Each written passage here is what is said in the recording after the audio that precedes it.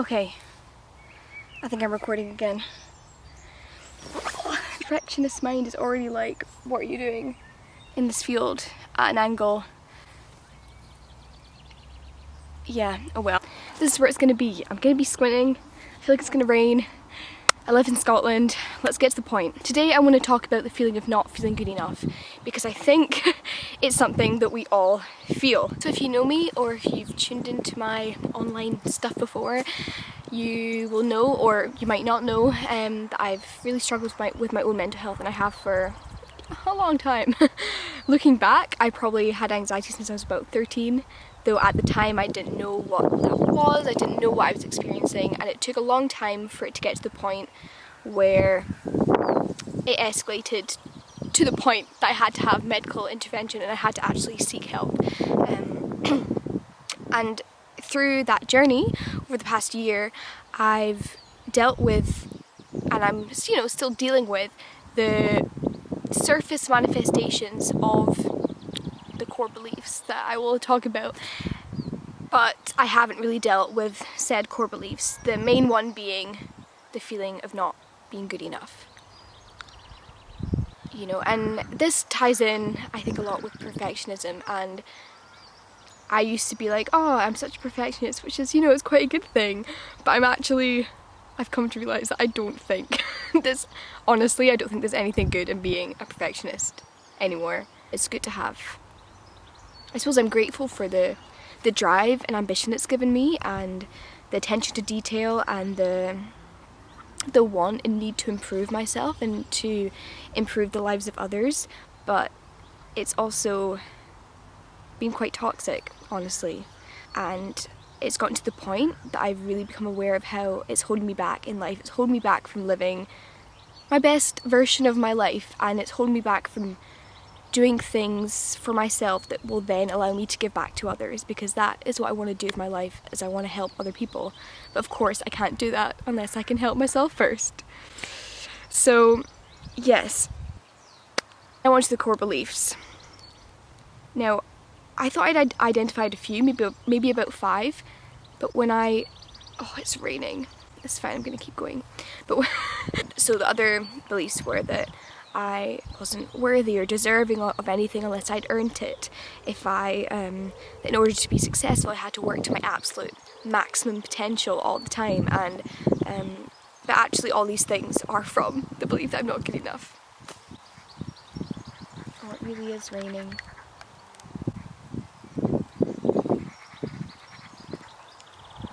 It really is raining. Oh shit. Right. What are you like, Scotland, honestly? So here I am, back, sitting on my bed again. I feel like I'm filming a self-tape.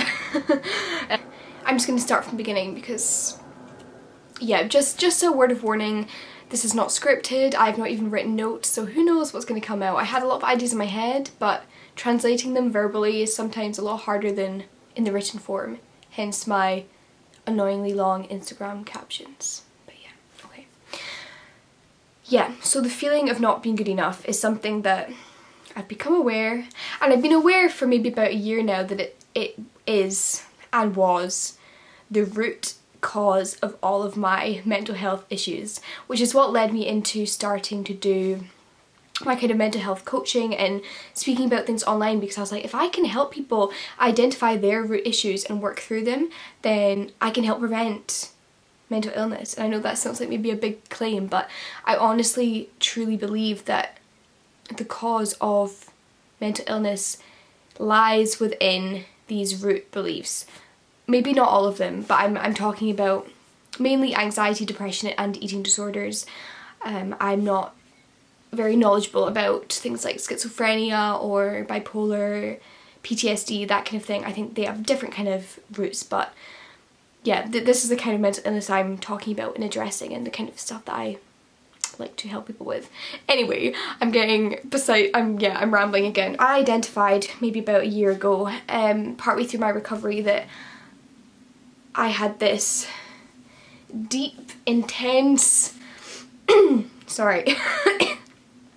this deep, intense feeling that I had to earn everything, that I wasn't good enough as I was, that in order to be deserving or worthy of anything in life, I needed to prove myself, needed to improve myself. And yeah, this idea that I had to make everything worth it, that I almost had to make my existence on this planet worth it, that I wasn't enough, I wasn't worthy in my own entity, in my own existence. I needed to do something that gave me that validation. And whilst you might initially think, like, how is that a bad thing to look for external validation, to want to improve yourself or improve your life or achieve goals and your dreams and this and that, like, I don't think it is inherently bad, but when it comes from a place of lack, I think that's when the problems begin to arise. And mine was definitely coming from a place of lack. I had incredibly low self-esteem, and I honestly really disliked myself, really. Yeah. So, and this feeling of not being good enough and needing to validate myself in that way, this came from a young age. And I think the reason why it was maybe hard to detect and hard to realise as unhealthy was because my way of dealing with it was through my schoolwork, through exams, through academia and achieving in that way, which nobody is gonna say is bad.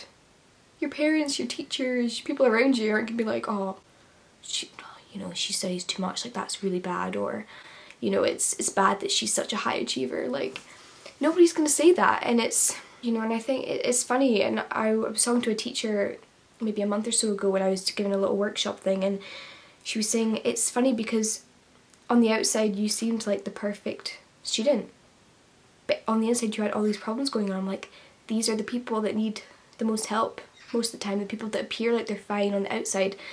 Like, us perfectionists, we are sometimes the people with the most issues, with the most flaws. Yeah, because everybody's flawed, everybody is imperfect, and I'll get onto my perfectionist rant later on. But anyway, this feeling of not being good enough was first translated through my external validation in my grades and my exams. So when I was, from ages as young as like 7, 8, I mean, honestly, all my life, like, from being maybe 3, 4 years old, I was a high achiever. Like, I'm not gonna go into my life story now, but for my whole life, I've always placed my worth and therefore my happiness on external things. There, I said it. And yeah, first that was my grades, how well I did in school really determined how I viewed myself. But of course, even when and if you achieve the success that you desire, because I never saw it as like achieving perfection. I never realised that that's what I was kind of expecting of myself, Just for me, the true success was like 100%, or was, I don't know, being the best that I could be. And of course, comparison to other people came into that, as we naturally all do as humans, but it was more a battle, a competition with myself always, though it wasn't held by being surrounded by people that were also very academically adept, like attracts like and all that jazz. But I think the problem comes when you achieve what you can achieve, but you still don't feel like it's enough, because that perfectionist mind, that part of my brain that I really don't like very much, always tells me that it's not enough. Sorry, there's a plane going, I should really stop it. Yeah, that part of my brain really never lets up. So even when I do achieve my level of success that I wanted to, like even if I get straight A's, or even if I don't know, whatever it is, I never honestly feel like I've ever let myself feel truly, completely happy or proud of myself. And I will try not to get all emotional talking about this, but I also realised that just over a year ago, that don't feel like I've ever felt truly fully proud of myself ever. And that's something I'm not proud of. You know, that's something I want to change, because I felt happy and proud for other people, but somehow whenever I meet that limit, I then try and extend higher. Like I always want to exceed what I achieve, so then it never feels enough, if that makes sense. Again, I think the real problem began for me was when I was faced with something I couldn't control as much, when I was faced with the real possibility of failure. And not because of failure itself, because I know and I understand that failure isn't really failure, it's just a part of growing and learning, and it's something that's inevitable in life. You know, I completely understand that, but I think for me, subconsciously, it comes down to what that failure means to me. And to me, deep down, failing or not being perfect in whatever way, or not achieving whatever thing, it comes down to who I am as a person, and it makes me feel like I'm a bad person and that I'm not good enough and I'm not worthy for my being here in this world, which sounds ridiculous, but that is literally this root core belief that I have, and I've had my whole life, and it's really difficult, even when you see the flaws in it and you see how ridiculous it sounds, to actually rewire it and to actually fully believe and absorb it. It's really difficult. So yeah, for me, maybe in like the last year of school, there was the real possibility that I might not meet my the things that I needed to get into medical school, and I was so unbelievably crippled by this fear of failure that I then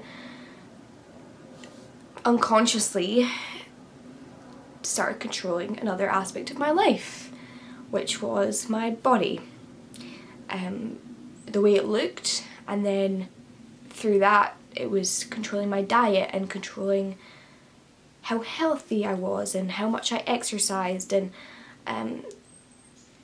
trying to attain this idea of perfection that I'd internalized from the media of what a perfect body and perfect health looked like, you know. And that's one thing that social media does well, is creating this ideal, this societal ideal. Like who says that that's the perfect idea of beauty or health?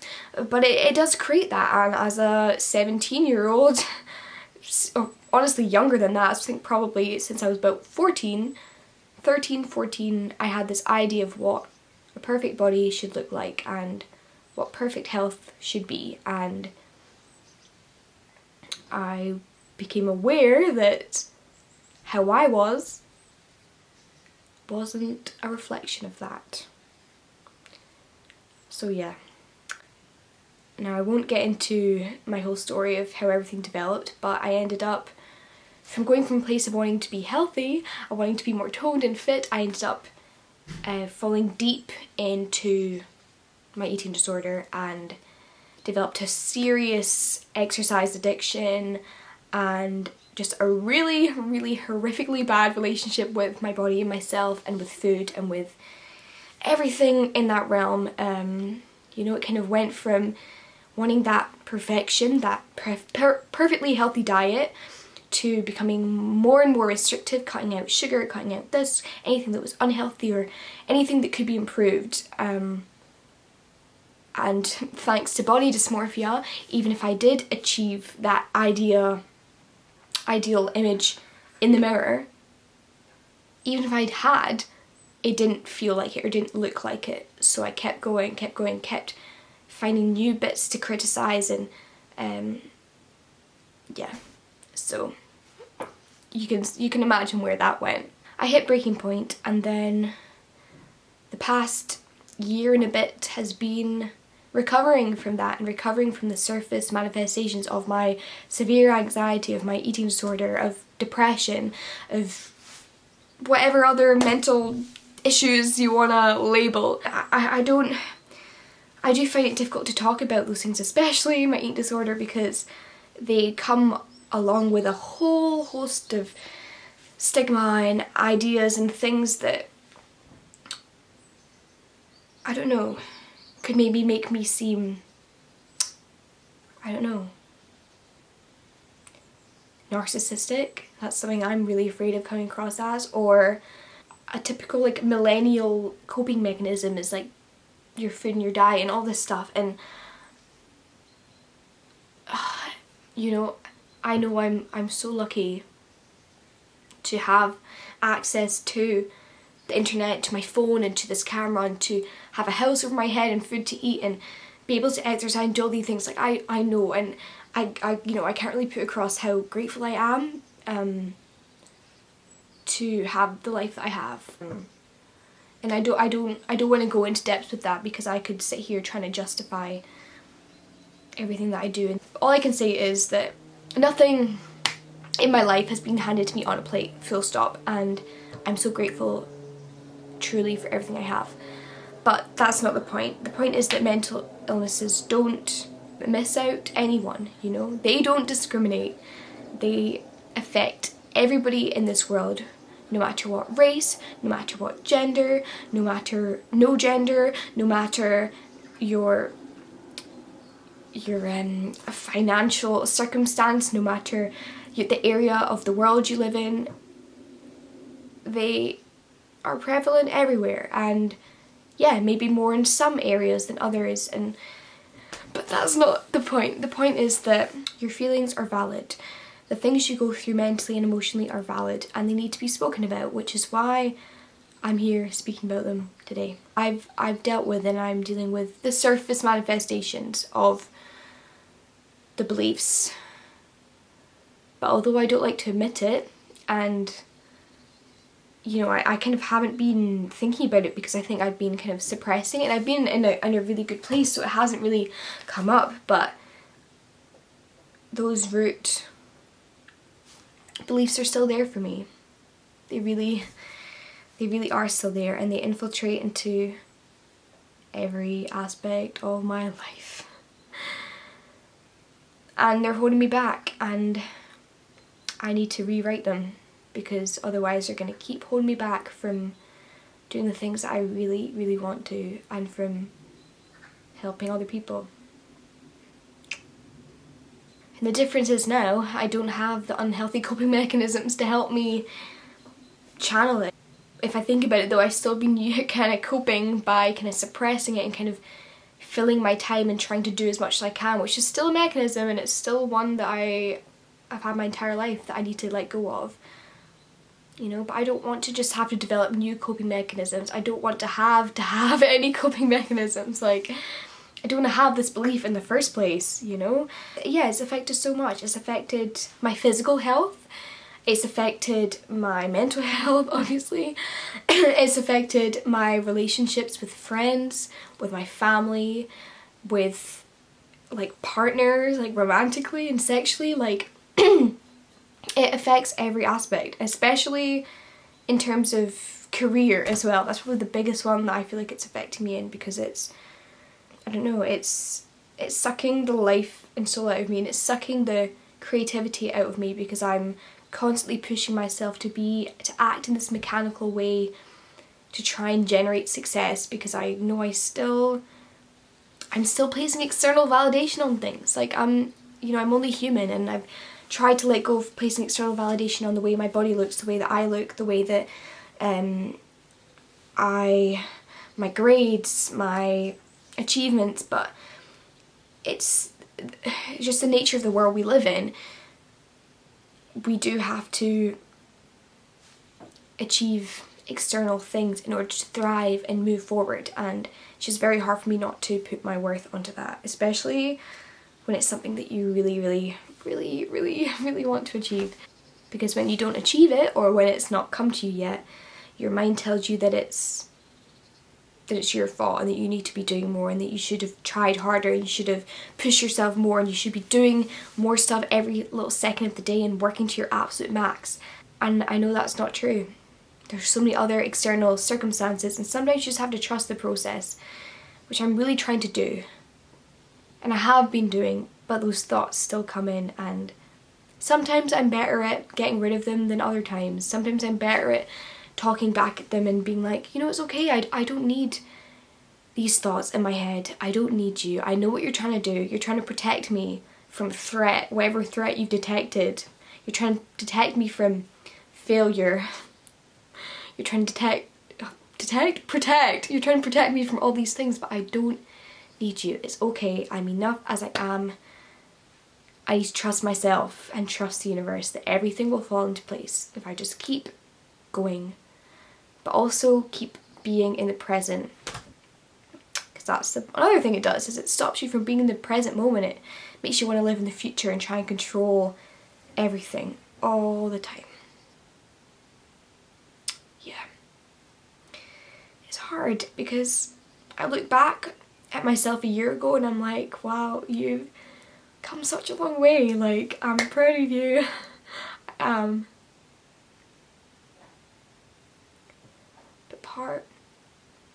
part of me is like, things have changed, but things are still the same.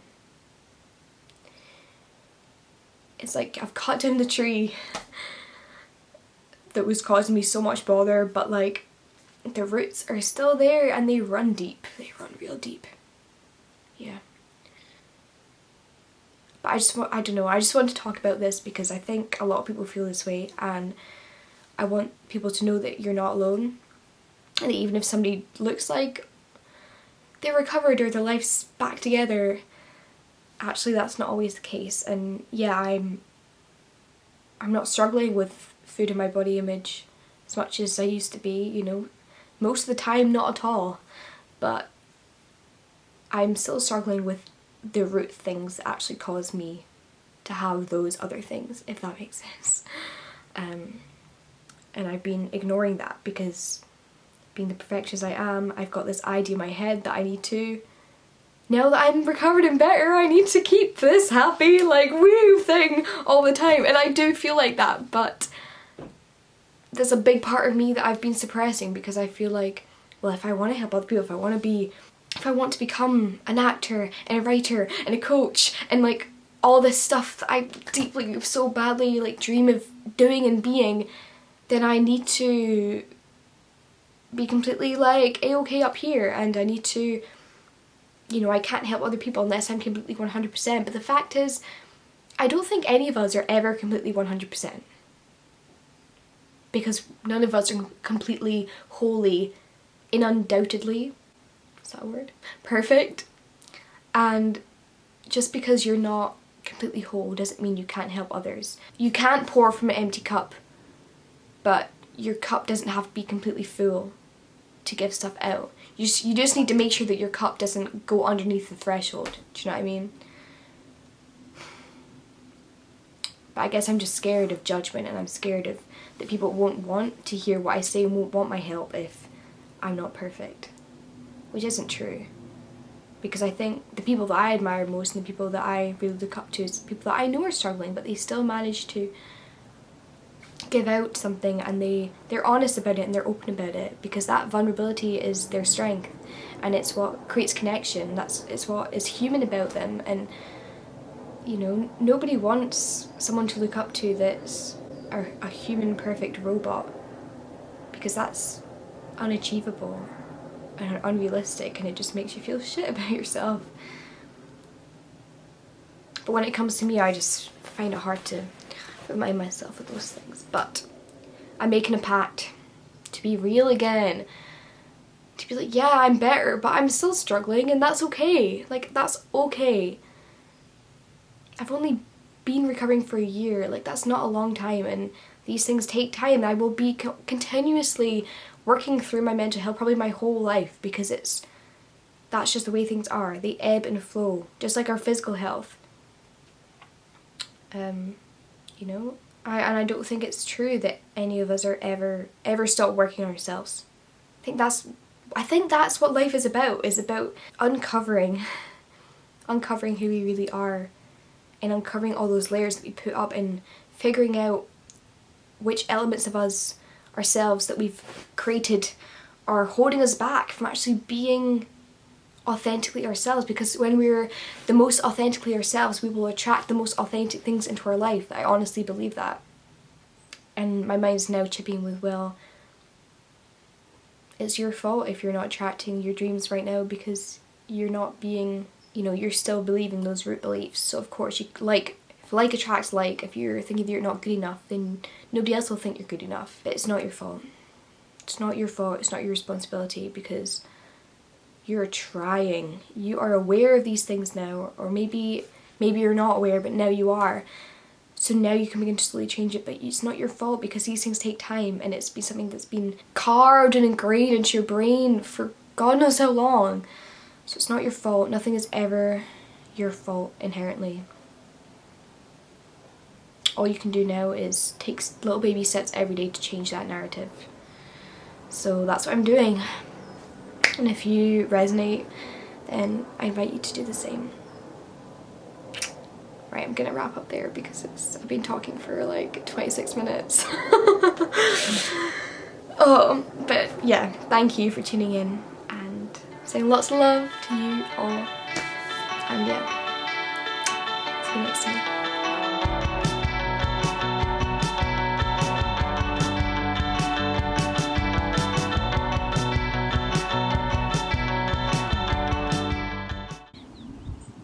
Yeah, but I don't even know if I'm in focus, and I don't even know if the lighting's good at this.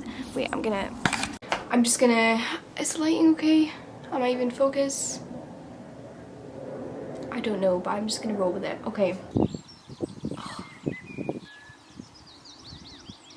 just gonna have to get over the fear of somebody listening and just do it. Okay. Prime example, how many times have I adjusted this position? Oh, I'm sentimental. No wonder I'm feeling itchy. Right. Okay. Okay. For a long time, I was diagnosed.